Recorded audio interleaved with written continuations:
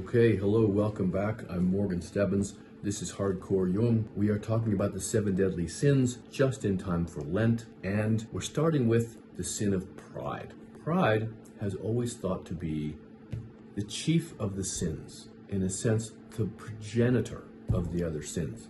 And theologically, that's because it was thought to mean that we could have pride over God or pride apart from God. We could be ourselves, fully ourselves, without any mention of God. Since this theological language doesn't work for many people, and in any case, it's surrounded by the problems of traditional religion, we're going to translate that and say, well, what might still be true about it? What's true about it psychologically is that most of who we are is made up of unconscious material. That's been shown for 100 years of psychoanalysis and now 25 years of neurology. We can't really be whole until we know the parts that are not usually available to us, that are not immediately there. That stuff we call the ego. What about the other stuff? Jung's idea was that's where the rich material comes from. That's where we're really given our life force. We can't then live very well without the other of the unconscious. It's more powerful than we are, and when we ignore it, then we become susceptible to the other sins, whether we mean psychologically or theologically.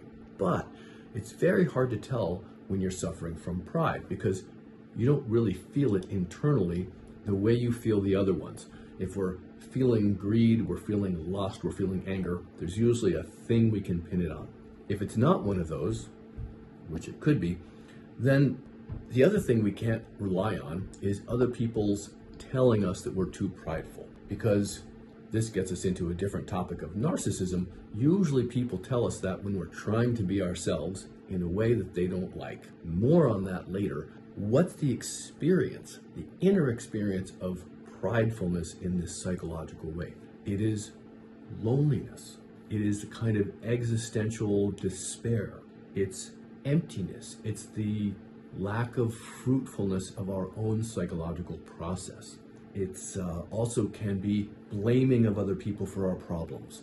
You know, if only work this or that, if only this friend, if only my partner so-and-so.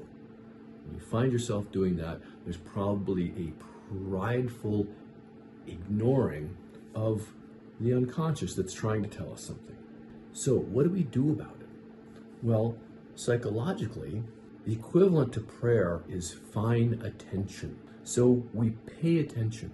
What do we pay attention to? We pay attention to whatever, as Jung says, crosses our will from within ourselves. That could be our dreams, right? That's a famous Jungian way to think about ourselves.